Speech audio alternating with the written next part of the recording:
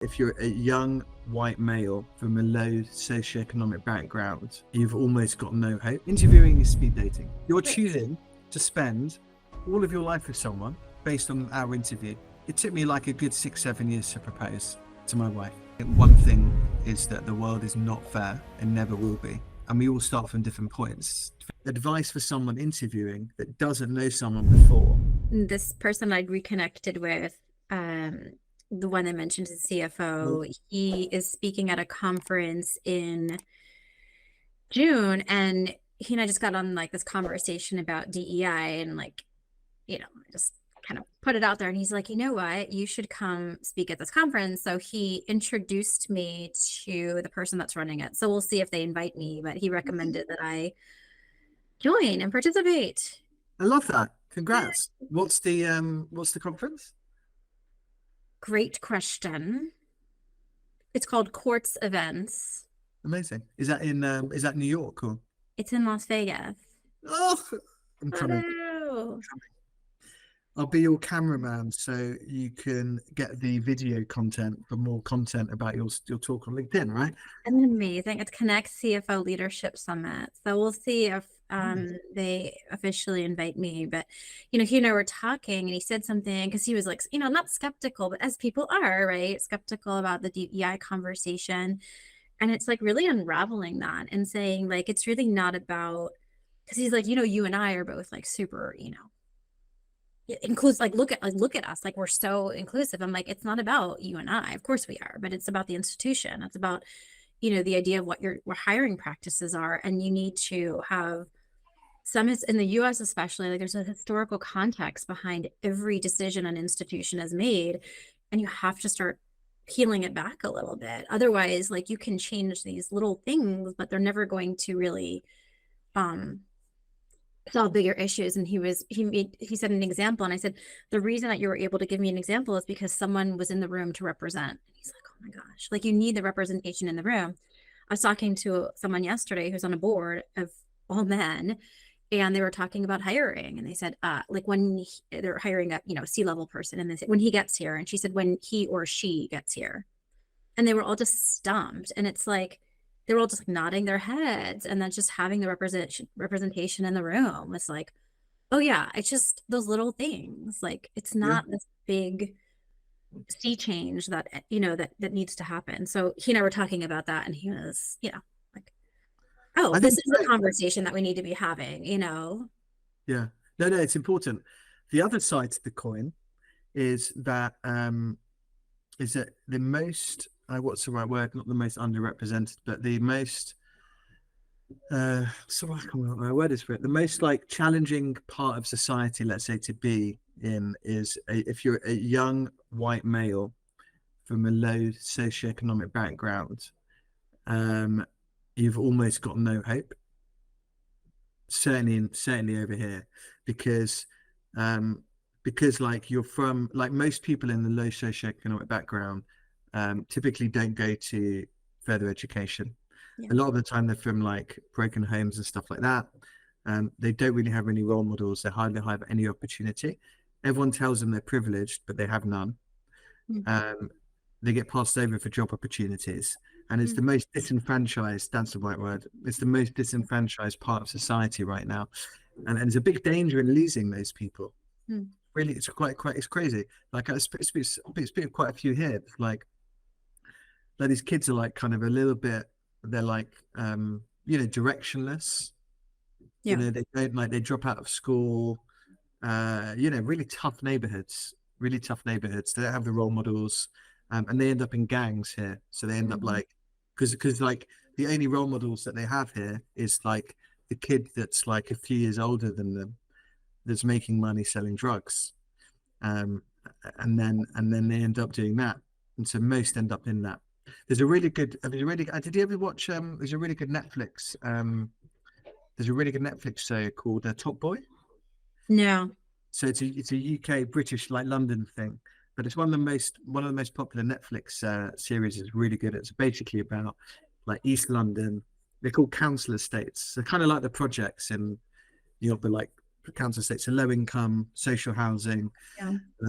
a lot of immigrants, that kind of thing. Like, and then so the story of the Top Boy is about like the drug dealers in these areas and how they come, how they navigate through. And it's really interesting. And then Yeah. this is against the backdrop of all of these things that we're talking about in D&I, giving up. I think it's a really like But I fascinating. think you make such a good point, and I think that's, why I always encourage people to lead with inclusivity and not necessarily divisive ideas, because in every society you're going to find a specific nuance to who is disenfranchised at what point in time. And I think that, you bring up a really good point. And like a lot of times it is socioeconomic, especially, in certain places. And so the idea is one to recognize privilege, and privilege in different places might mean different things. I mean, I think when you think about, it's a very, very hard word to talk about right now, because I think that there's the thing about privilege for at least something like that is it's about walking into a room and not having anyone have a preconceived notion about you by the way that you look. Then there's all the things that we layer on top of that, which might then chip away at that idea of privilege. But it's the privilege of walking into a room and not being prejudged based on characteristics that you cannot control, right? I can't control I was born a woman. I can't talk about even the socioeconomic place, because it doesn't matter. Like when a woman walks into a room, there's a lot of prejudgment happening, right? And then I have to prove myself, right? You start talking about your credentials, right? In the ways that we do and the signaling that we do.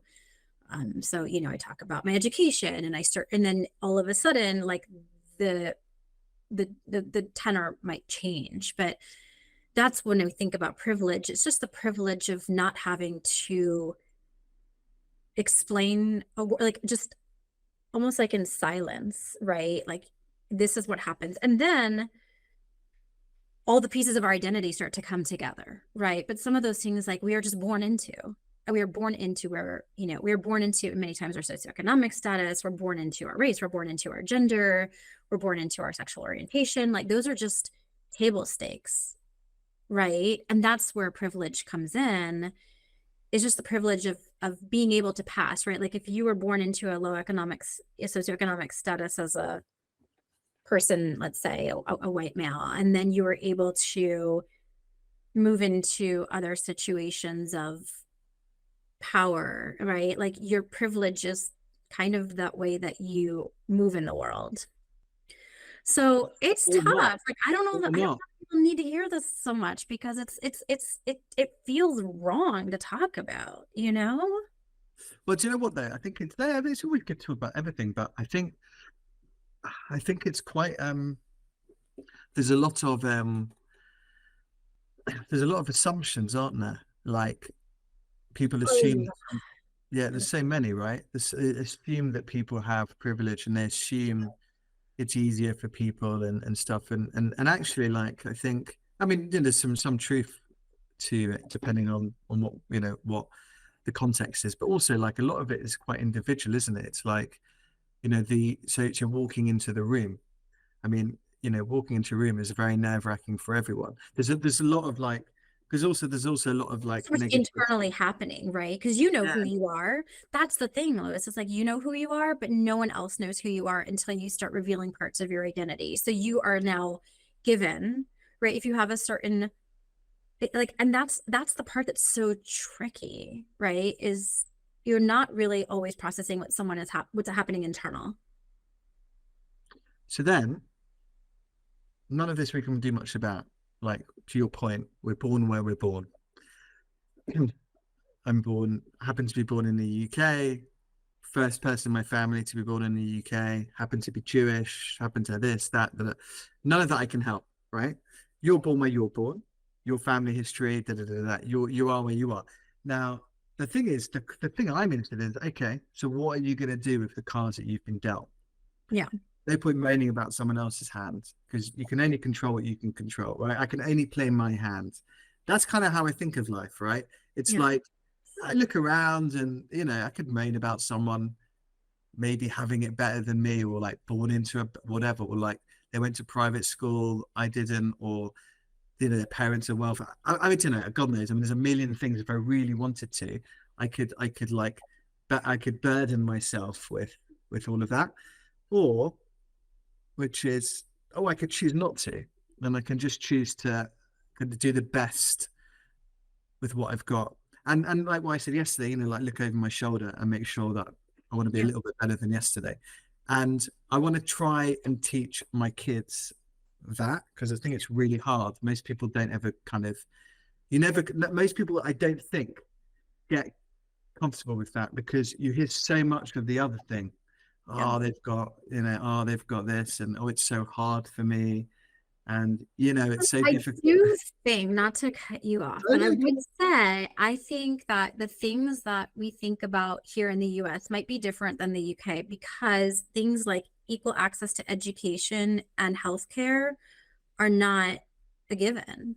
Those are things that come with privilege, right? And education comes with privilege. So if you look back at the historical educational system in the US, it was segregated. And so not everyone did have access to education. And that takes generations to rectify. So Cory Booker, who's a senator in the US, I remember him speaking, and he said, like, nothing that we do is not on the I want to paraphrase here, but basically you're stepping on the backs of the generations before you. And if that was like, so you and I, yes, I'm a child of a refugee. There's no reason I should be, in my mind, like I look at that and I think, of course, like we all become ourselves given the opportunities that we have, play the hand that we're dealt. Um, but that also makes me realize that the equity that we see today is not equity if we look back, and that's why we have to look into the past. And I think that's why we have to look at the history.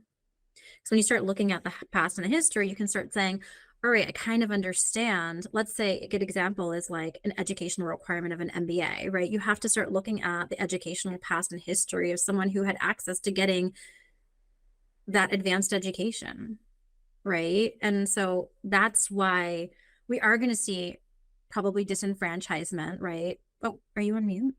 No, no, no, Or no. you're It's just what like I was not about to say, and I interrupting me. didn't. You're so No, good. no, I'm I not. was just I kind of don't like like speaking interrupting. You're riffing. I don't want to break. I don't want to break your. on I your don't want to break thing. your thought. Yeah. So, but I'm just saying, like, I think that that might, that could be a differentiator in terms of not necessarily like always being starting from the same, from the same gate, so to speak. I don't think ever. I mean, I think one thing is that the world is not fair and never will be. And we all start from different points for sure. Like, to your point, we're born into where we're born. I think there's a lot of good work being done to on certainly in the US, like with the healthcare and all of those things, is to give people. I say I know that the term leveling the playing field, and I don't really like that term. I like the term like everyone gets an opportunity to start on the start line, so to speak, right? Mhm. And then it's ability, human skills, all of these kind of things that we talk about. Like even if it's just a basic like 100-meter race, Yeah. I want to line up against Usain Bolt. I'm not going to beat the guy, Yeah. but I'm going to get so I like that. The other thing is I want to just the other thought is also interesting. It's like so you always I'm moving into this is you always see I'm also my dad was a refugee here as well, actually. Well, But you have this immigrant mentality, right? Like you see immigrants in different countries, like a lot of them are entrepreneurial, start businesses, they want to contribute to the society that they've come to. Um, and it's really interesting, right? But then you see, like, on the other side, you see, like, you often see kids from really successful parents not do well. mhm. You see that a lot, right? Like, they've just got, could be privileged, but they've got resources, they have money, they have a safety net. Um, they've had anything they want, they haven't had to work for much, they can go on holidays. I mean, I'm generalizing, but yeah, it's just interesting. I'm really interested in like in that. It's like look at some of the most successful people on the planet right now, and so many of them have some crazy backstory. Yeah. 100%. I've been thinking a lot about this. This is probably a different rabbit hole, but I've been thinking a lot about interviewing. Like, why is that the standard to hire somebody? Just think of, like, why is that the standard? Like, there's so many other data points, right, that could predict how someone could perform in a role. And we are like just completely keyed into this idea of an interview. I meet you and I interview you, and we all have different definitions of that. But But you wouldn't. But what would you do instead? okay, I don't know yet, right? Like that's the blank space, right? So something that I think about is I haven't figured that out yet, Lewis. Let's No, figure that no. out though. But like references, right?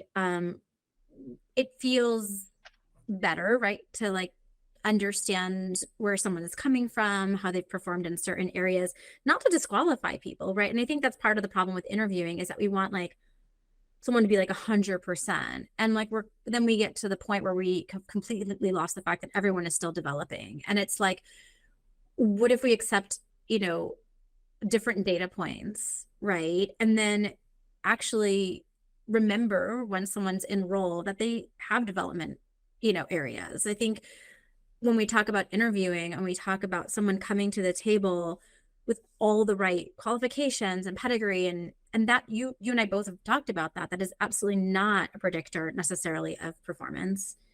Yeah.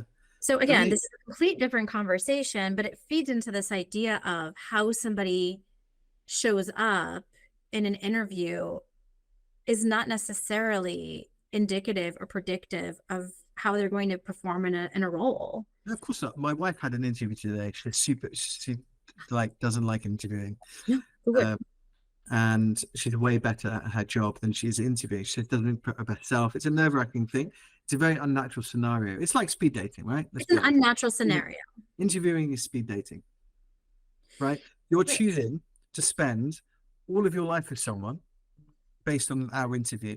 It took me like a good 6, 7 years to propose to my wife.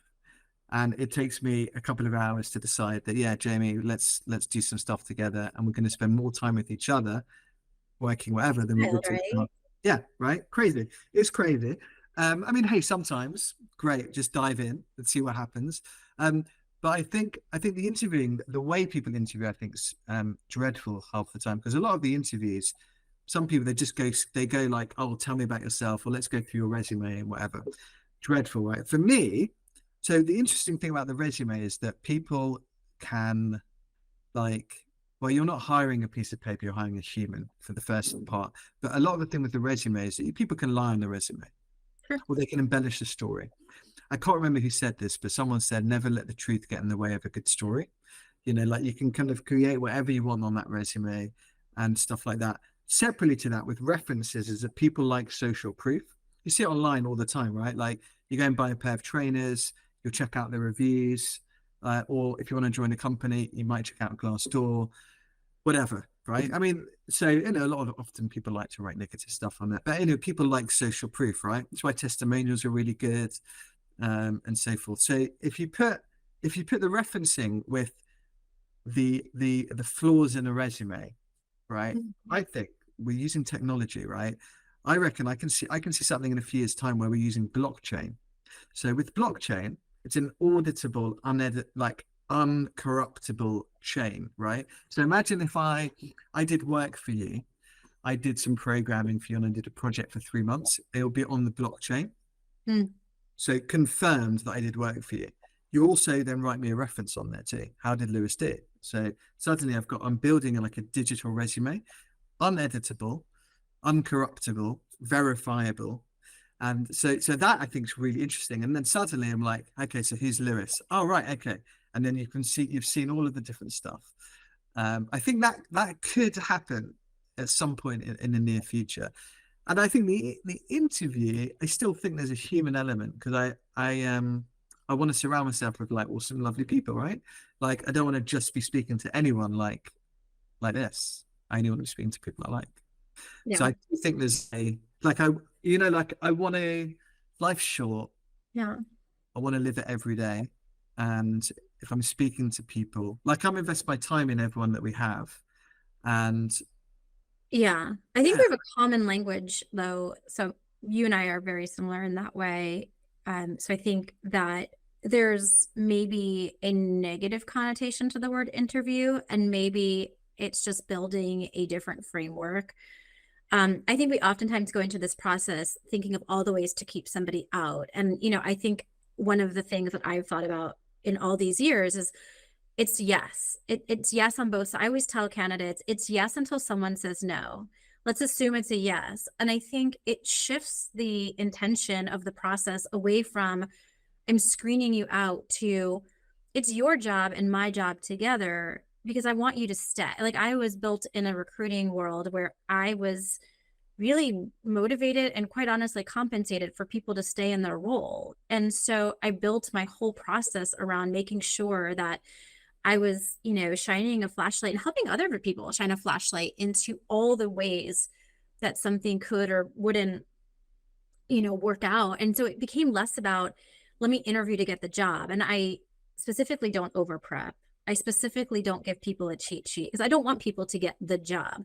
I yeah, want people to find a place where they're going to have impact for the amount of time that they anticipate having impact. And so if somebody's really into impact and being in a role 2 to 3 years, let's be clear and honest about that instead of holding it against somebody and saying like this person's really great at scaling a business and we should have really strong expectations around that and let's have an honest conversation around that versus the interview, right? The tell me this. And because I think again going back to the DEI conversation, we're immediately gonna people in unnatural situations unless they're really good at interviewing, which you don't necessarily want people to be good at interviewing because it shouldn't be a skill that we're good at, right?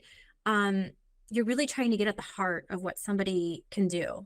And so I just think it's about reframing the language and like working towards yes and then giving candidates the chance to say no. We're always like because I'm so excited about this like finish line, right? But the finish line is not getting the job. The finish line is like being in the job. yeah, that's true. No, it's true. It's true. It's right person for the right job. I quite like. I think this happened when we were talking, right? Because it was, I quite like, I quite like giving candidates, or certainly advising clients to, and if we're home for ourselves, giving them like the space to ask the questions they want to ask. I think you can find out way more about someone by the questions they ask than by regurgitating, interview prep stuff. I mean, for me, it's irrelevant. It's like I like to let people interview me. Like, what do you want to know? Or what's, and you can tell a lot about someone like that. And then I think you can then you can, I think, see if there's a fit. I quite like that. See, it's a two-way street. I think that's a good way. I mean, ultimately, you do have to decide, and you have to decide like, do you want to spend part of your life with someone? You Yeah. know, so so for that, we are human. So there's always going to be this thing of like feeling of like, I like you, I want to work with you, Yeah. or I really don't like that person. So Well, but digging into that, is it like shared goals, shared vision? So it's like, I think less about yeah, likability, maybe, because sometimes like people, it depends on the job. right? So I definitely put the job. I mean, I think it's, yeah, definitely like a lot of people want to, be aligned to a goal. Like the team knows where they're headed. And there's an altruistic thing as well. Like people want to do good in the world and make money. That can go hand in hand. So like for me, I get both from doing this because I get to make money and I like business and stuff. And then what we do is help people find jobs ultimately, Yeah. right? And which then they make money and they're able to do the things they might want to do. And so I like that. And then work is the thing you do most. So, people are happy in a job. It gives you a little bit of that warm, fuzzy feeling inside. Yeah. So you get like that. I get this kind of like two thing, but there is, yeah, I mean, look, so I don't know, for some job you need someone with different personality than someone else, but if working with someone like directly together, whether it's a teammate, whether you're interviewing your future leader to join them or a team member, whatever, there is definitely like a thing about like you want to like respect. I don't know what the right word is, but Yeah. yeah, like I think there is something about, well, not even like, well, it could be like, it's like it could be. You're assessing what I think what you could even zoom out and say you're assessing for something, right? So for some people, like I know for me, uh I mean, I like everybody, so I have to have a different standard because I can like everybody. There is a little bit of respect thing. It's like, wow, I think that person's wonderful at the job. I'm going to learn a I lot. think competence is something I Competence look is for. very important. Yeah, Competence absolutely. is so important, right? Like how competent do you feel that this team is to support you in this job that you're doing? Or, the other but you could also say, okay, I'm going into a team that's maybe not high performing, so I have to assess for how reasonable is my leadership team in allowing me to make changes. So I think to your point, listening to people's questions and trying to understand what they're assessing for is really critical, because that likability can translate into I want to work for a team that's going to give me resources. So that could be like top of mind. And that might make, you know, someone more likable if they're willing to share resources. So I think the likability quotient comes in into different competency that someone's looking for. Because I think a lot of times when someone's looking to leave a role, there's something that they're missing, right? Like there's something that they're looking for. And it's usually not a lot of things that need to be different, right? Yeah, yeah, yeah. Definitely a lot of stuff. I think there's also the yeah, there's the likability thing. There's also the learning, the platform, the resources, there's a lot of aspects to go into it for sure. There's a lot of them you put down to there's a lot of human skills stuff. Yeah. Like someone who's empathetic, competent at their job, Yeah. uh, you respect them, they're a good leader, things Yeah. like that. There's a lot I think a lot of it's human, Yeah. isn't it? Well, like when you think about empathy as a leader, I think that becomes really important, not just to be an empathetic leader to your team, but, that idea of psychological safety and the idea of being able to admit when you need more resources is really hard for a lot of people, especially leaders, right? Like it's extremely hard to be vulnerable and have to ask for things. And so you tend to take on more yourself. And, obviously you didn't take on too much, you could lead to burnout. And so I think, if I'm someone assessing a role, I want to look up that leadership chain, right? And try to get a sense of the empathy, not just from like a personal standpoint, but like, are you empathetic to the business? Is the business going to have time to grow? Am I going to have the right, measurement in place? Have you already committed me to certain KPIs that I wasn't told about, and I start on day one and all of a sudden I have 10 goals I didn't agree to? I could like you plenty in the interview process, but if I haven't assessed your character, if I haven't assessed your integrity or all those things, like you can miss a lot. Yeah, no, that's what I mean about that. All together means, yeah. So maybe like's the wrong word, but No, so I maybe think like is the right word, but you have to like maybe certain aspects of. yeah. There's also the other thing is there's a Simon Sinek.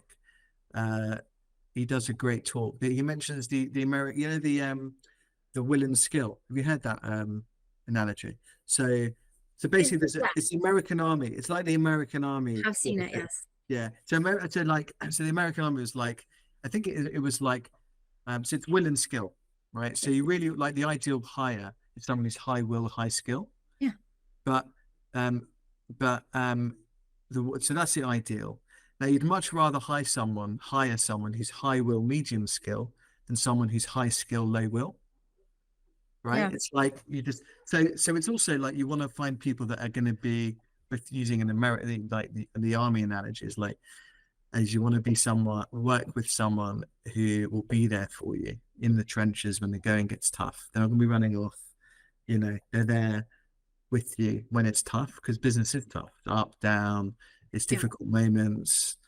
Like it's starting off difficult. Suddenly it's going to get incredibly busy.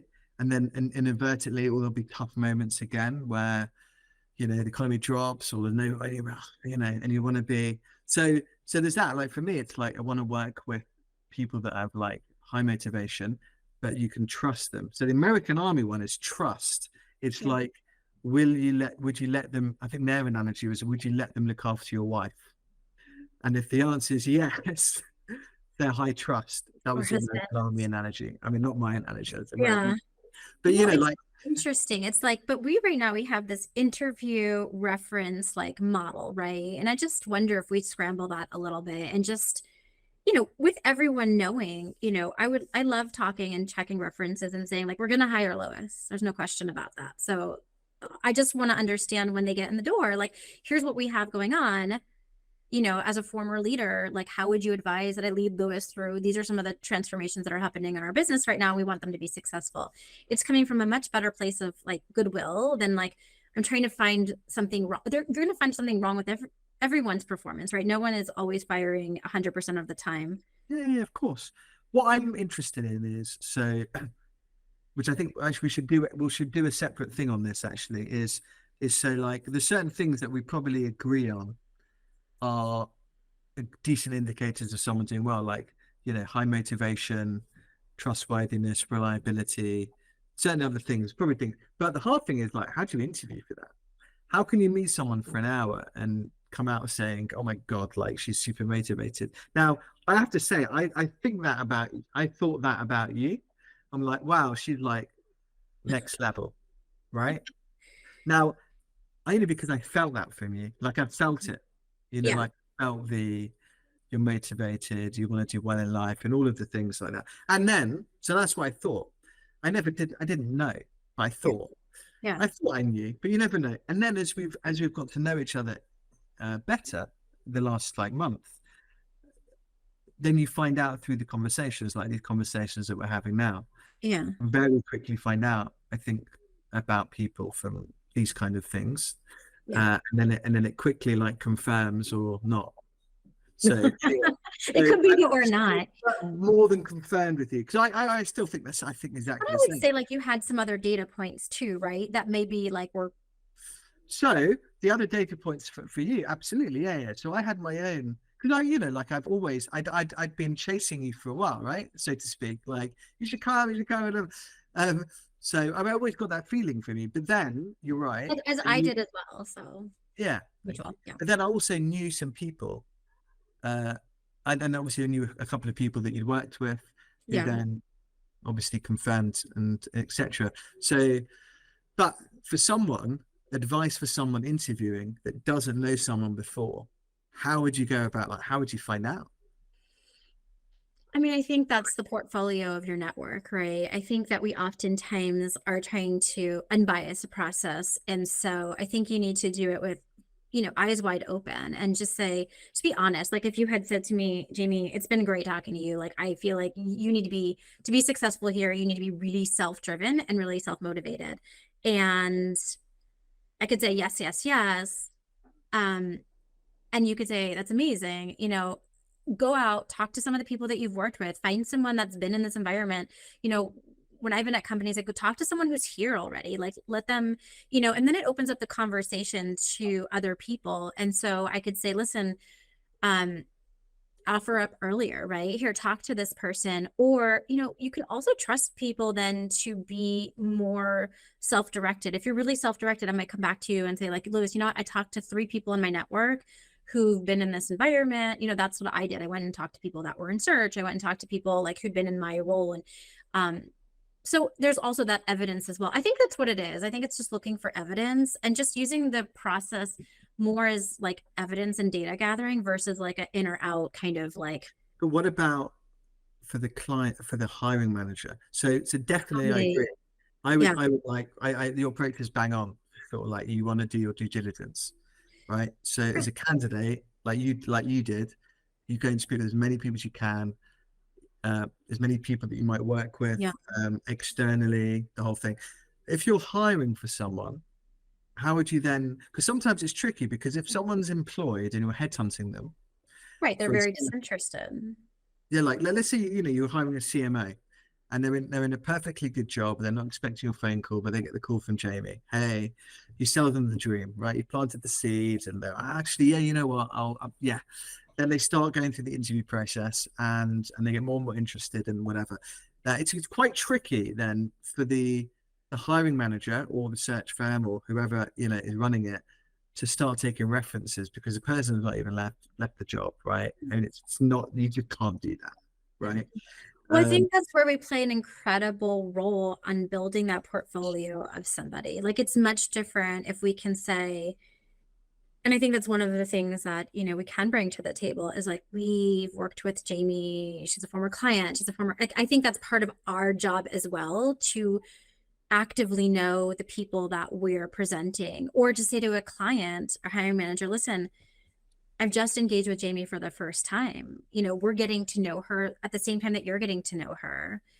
So we have to treat, this process a bit differently, not unequitably, right? I think the idea is to get everyone to the same point. So I might say to somebody who's a CMO, well, listen, there's no question, right? If you have the right company, the right brand, it's a dream company, there's a conversation to be had. You just have to be really honest with everybody and say, this is where we're at. Lewis is like 98% not interested, but is open to having the conversation. yeah, Have that conversation, get a little bit more information, but don't put all your eggs in that basket. Like we really, and that's the difference of executive recruiting for the long term. Like it's going to take, sometimes years to really get to know somebody. And that's patience that we have to be able to share with our clients. So we have to be honest with our hiring managers. Like, I don't know Jamie, or I do, or I know Jamie from this, like you give people context of where they're coming from. And they might say, you know what, I actually know someone that Jamie worked with. Like, I'd be interested in talking to them. I'd be like, yeah, but just let them know you're reaching out, because no one wants a backdoor reference, right? So, you know what I'm saying? Like, it's yeah, that's great. creating Absolutely. a different process. Yeah, yeah. No, no, for sure. And that's absolutely. I mean, that's what we're paid to do I think ultimately. sometimes we oversell maybe people that we don't know that well. And I think that's dangerous. Yeah, I try and avoid the word sell, because I don't want to, because I think for us, like we do, obviously we're doing retained search. So we're I view it as an extension of the firm's HR function or whatever, right? So, 100%. and I always think I always view it as like a team game to find and attract the right people. And to your point, it's like the right person for the right job. So I try, and so for me, it's more around, um, maybe you'd call it selling, maybe it's softer sell. I don't know what you'd call it. But for me, it's like really trying to match aspirations of an individual to the story of the company. And is it right for the next chapter? I like think of it as like storytelling. And I think it's important to be really open and honest about what the opportunity is and what it's going to be like, and the chat, all of these things, so that they can both make the Yeah. right decision. If it's too overly sold, because I hear a lot, I hear it a lot. It's like, hey, actually, I'm open to new opportunities. And you're like, okay, how come? Well, the job wasn't quite as described, or the job was missold. I think there's a lot of this mis-selling, and it's not always really what it's like. And so sometimes the hiring managers and recruiters and whatever, they're trying to get someone in. They need to fill a job, right? I mean, there's a reason why they're hiring this person. So they try and they get in and maybe a little bit more care is required, because the worst is if it doesn't work out, Yeah. right? Because you have to. It really is. But I think, one of the things that I think about a lot is just being really upfront. I think, look, there's a time where we storytell because we're trying to unlock something, right? And so we're trying to unlock a business opportunity, and someone may not see it, right? They just may not see it because, we all are human and job descriptions are not great, that we can't possibly, like, a human doesn't exist in a resume, a job description doesn't just, exist on paper. But I guess what I'm thinking is, the interview process it's just so openly one-sided Yeah, in so many ways. And this idea that it becomes a conversation of, yes, like we are going out and headhunting people, and it can feel very exciting. And then all of a sudden you're in a assessment process that you weren't prepared for. So if that's how it's going to be, you could say to a candidate, listen, right now it's an exploratory conversation, but this is how the process is from an assessment perspective. And then people can decide whether they want to go through it or not. The last thing you want is somebody to you know, go through a process and we haven't done the due diligence, right? And it's just at the end of the day, I think less about interviewing and more about all the things that you're saying, like finding the right match. And I don't know. I don't know what I don't know. It feels like a blank slate. It feels like there could be something else out there. It feels like we're trying, it just feels like that all the interviewing tips and tricks out there are so derivative. And you're just No, like, you're right. No, you're get right. it. I mean, look, they've tried with psychometrics. People have gamified recruiting. You know, there's an app called Knack, KNACK. It's really good, Indian firm. And you play games and it pops out your personality profile. I mean, I do. I think people have been flowed on personality questionnaires, on psychometrics. So some firms like them, some people don't. I don't know. Yeah, I mean, I agree. I mean, there should be. It feels like there should be a better way, but then also there's this thing about people like you need just the vibes matter. I still go back to like vibes do matter as some like there's still it's still part of it. But I think that everything you're saying is correct. And if you document all of your data points and you really looked at it in a picture, you'd be like, okay, I see why the vibes were on because they really assessed us really well. Like you said, like how can a hiring manager, I really look at how somebody is asking questions, like are they doing their research? Are they thinking like I love when a candidate is already thinking about how they're going to help the business. Yeah.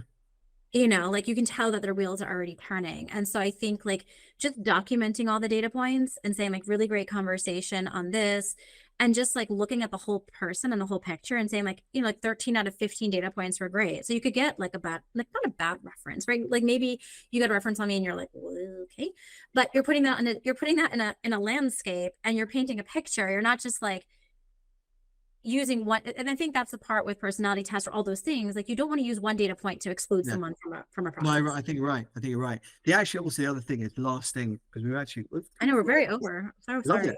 No, I love it. I love it. I love it. Amazing what happens when you press record, right? It's great. We're recording. We're still recording.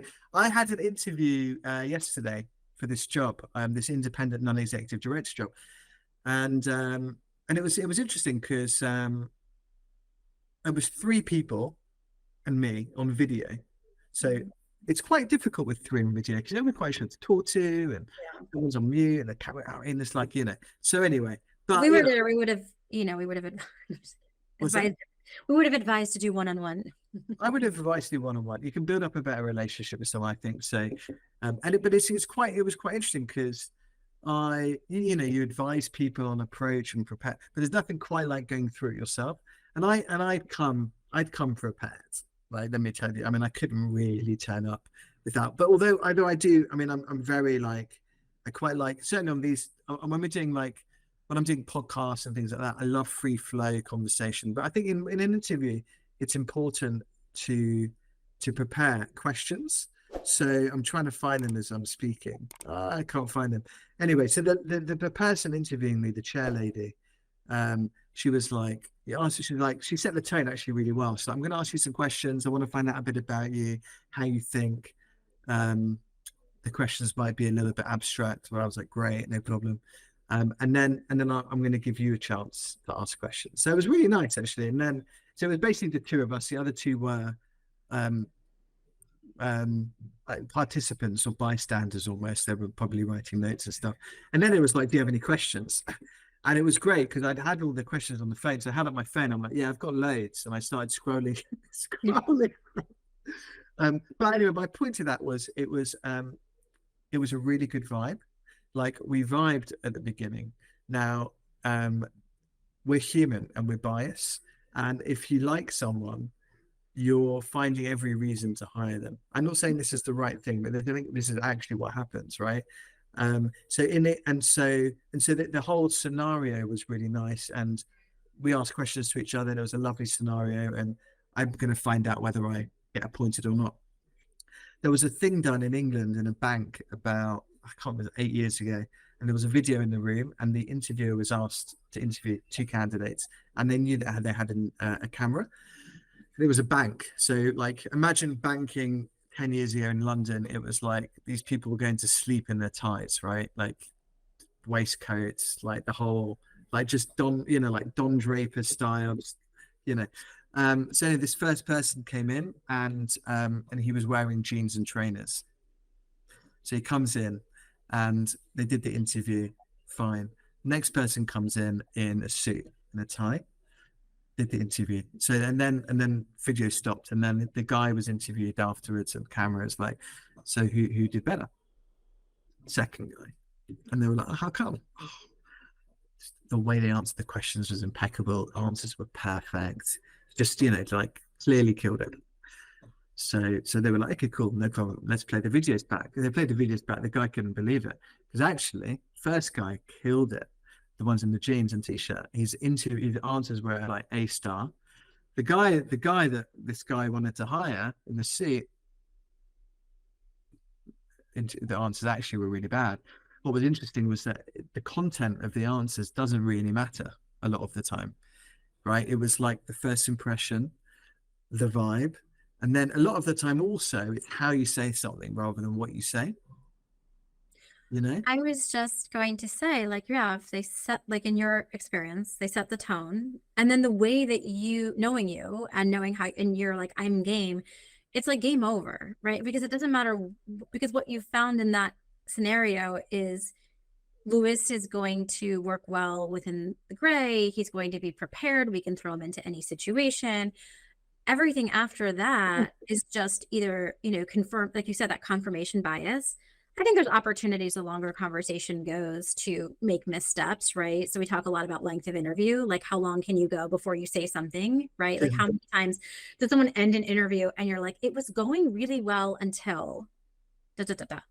And so it's probably the same way we write, right? Like the introduction is really powerful, the middle is like blah, blah, blah, and then the end and the closing is really what people remember. And then I also think, like, in some way, the situation you described about the bank scenario reminds me a little bit about how RTO is shaping up. RTA being Return to office. The idea that you can be in an office becomes all consuming so much more than the content of the work that potentially you're producing. Like that becomes the competency. So the competency at the bank is how you dress and present, not how you speak and answer questions. The competency of RTO is how close you are to an office and how willing you are to spend time here. That's the competency. Yeah. We're going to do a whole thing on that because my last 2 TikTok videos have gone crazy and they're both about return to office and remote work and work from home and the whole thing. I think it's interesting. I actually also just, maybe it's all about real estate and you want people in the real estate and you can kind of find. The other thing is it's really quite different to lead if you're not used to it, leading a team or managing people, whatever, that in your like facility. Like, it's difficult and that people aren't necessarily trained or mentally very difficult. Like for me, even like pre-2020, everyone was in London. But everyone, well, we had one person in America because we set up in New York in 2019. So one person, but pre-2019, my whole career, I was in an office, like turning up at 8:30, not leaving until 6. And that was it. Classic. 5 days a week. 5 days a week. My boss, one of the first things my boss said to me, it was like, you can go out and you can get wasted, but whatever you do, turn up at 8:30. That was the thing in London because it was like culture of drinking in London. It's kind of petered a little, but it's still there, I think. Anyway, and then suddenly we've gone fully remote, and we have people like from Mumbai to San Francisco, everyone in between, and my whole thing changed. Like my whole thing changed. It's different now. I'm like trusting people off the bat. People are working in different moments, different times, doing different things. I mean, I'm more into output than time. I mean, more for me if it takes me 10 hours to do something, it takes you 1 hour to do. And then our game is like, ultimately with search works. It's winning searches, it's placing candidates, it's great feedback, repeat business and stuff like that. So it's been really interesting. And a lot of people, like, it's a very, they can't, I don't know, can't grow up. It's different. It's No, but different. you make a really good point. And, having, and this is a different conversation, and I know we're over. And so, and I don't know if any of this would be usable, but I do think I think a lot is useful. you made a great point, right? About output. In some organizations, the competency hasn't been output, right? They have, like, determining a KPI is extremely difficult. And being able to showcase where someone is attributable to their effort is extremely complicated. So you have to have, a much different model where the competency, to your point, is showing up in office and participating. And participation potentially was the output. And then we all work from home and we have no way to measure true output because now we're looking at a very different skill set. I think one of the, What job you do? with what we do, it's much clearer, right? Like Ours is clear. Yeah, ours clear. is really clear. Yeah. Like I could make all the effort in the world, but we all know what the output needs to be. And then it's a different skill set. How you manage your time, then it really doesn't matter. Because if you told me to sit at my desk 8.5 hours a day, you can't guarantee I'm going to have the output that I would have if I was doing different activities, right? Like we can have, so it's a much more interesting environment for me to explore. And I think that's what people are, we talked about this earlier, like the idea of the startup mentality, the idea of like using your agency to choose how you're going to spend your time because you know yourself best. Yes. Yeah, definitely. It's, and I mean, And it's a having thing. clear Like, outputs. yeah, like some people are more productive in the morning, some in the evening. They call them like morning, night owls and larks. Like larks are morning people. And like you hear people saying, I'm really good in the morning. Others are like, no, no, I'm way better at night. I can't get up in the morning and stuff. It's a thing. I read this book called Why We Sleep by Matthew Walker. You've got it. I listened to Why We Sleep by Matthew Walker. You should, have you listened to that? No, but I've read The Science of When by Daniel Pink, and it's very similar in terms of our Yeah. rhythm. Oh, We all have our own circadian rhythm, right? yeah, circadian rhythm, and it's a real thing.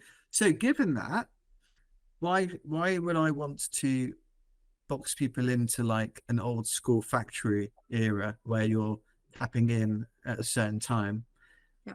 and tapping out? I'm only concerned with you do it, being happy and doing well. I think it goes hand in hand, but you want people that obviously are going to do well, but also you want happy people too, because I think there's a lot to be said for both. So, and that is, I'm and then happy. I'm very happy. So that's the first part. so we've got, and now we're going to make you successful together, right? It's a team game, but the work style to that point is you're able to construct if you're able to. I think like younger folks, it doesn't work, might not work as well because now because you've worked for a while where like when you're most productive and how to manage yourself and Yeah. like you kind of like you've learned all of that stuff from working. Yeah. So and so I think hopefully you'll be able to now, like once you get used to it, I mean you're an adult, like you can manage yourself and know when you're more productive and balancing all the different things you've got going on in your life. And so I think that's a really nice place to get to because that's proper work-life integration, right? Oh, it's incredible. And it's not something I've ever, it's something I absolutely thought was potential, but now I see it as a real possibility. And I would say your life can feed your work. And I think that that's a scary concept when people think that you can't extricate yourself from your work day. But I think in the right balance, it can be really powerful to, like to your point, we think everything, we're taught a certain thing, everything has to happen in half-hour increments. We're just given all of these blueprints. And I think one of the things that I love about our conversations is like, how do you reframe the conversation? And you said something yesterday, it's about like, if you're doing these activities, right? So it's really about these activities will generate a flywheel effect for potential outcomes, right? But sitting at your desk and pondering, what to do is probably not the most energy producing way to, get the right output. So it's more about what are those activities that create optimal outcomes. And not everyone's going to have the same ones, but I think that's something that I think the return to office conversation is not exploring, because it's really not the point right now, right? The balance of power has shifted, and it'll shift again, right? And we'll be having a different conversation as the economy changes, as the talent market changes, right? So this is cyclical. This conversation will not be happening in the same way in 2 years. I don't think. No. Everyone will be back in the office 5 days a week, right? And then something will happen, right? And then a company will come along, an industry will come along that's going to be super flexible and really investing in not work. So I think there's something out there about creating, people want to work productively from home. Oh my gosh, this is such a tangent. I could, well, I'll stop. Because I'm like, wait, I think you're onto something, which is creating the workday in such a way that as people are working from home, they really understand the outputs that are expected of them. And then it becomes less about the 8.5-hour workday and more about time management. We should be teaching that early on to people. And it's actually, I'm even going to just expand it slightly. It's not really work from home, it's work from anywhere. It's work from anywhere. Wow. Isn't it? I still don't, like, I work remote, but I still haven't even. You can work working from anywhere. Like literally, you can work from anywhere you want. You can choose to go to a coffee shop for 2 hours in the morning if you wanted to. You can just work from your home office. You can go into New York. When you come to London, you're going to work in London. No one really cares. No one you work with really cares where you are, and none of your customers really care where you are. They just care that the output is going to come right. You're going to find them awesome folks, and they're the right fit, and they trust you, and the whole thing. So it's crazy. I still, and by the way, just for anyone that is going to watch this with this snippet, it's there's no lack of motivation or ambition or anything like that. You know, like some people mistake it for that, and I think sometimes 100%. it's like it's just I think it's just it's a better way of working, because also you've got to be in the game for a long time to do well. Like you got, like in sport, you have to be on the pitch. If you're not on the pitch playing, you know, so you got to treat yourself in the right way. So that's all that, like the exercise, integrating your life, work, you know, also working like this, you'll find, I think, that there's less chance of burning out because you have other things going on and all of that stuff. Transitioning to that is really interesting, because I still feel guilty if I'm like not sticking to my 8:30 to 16. Like it's really funny, like even now, because it's so ingrained. And I like work long hours, right? Like I'm working a lot, but I don't feel like I'm lucky I found like something that I love, and it feels funny. It feels good, you know.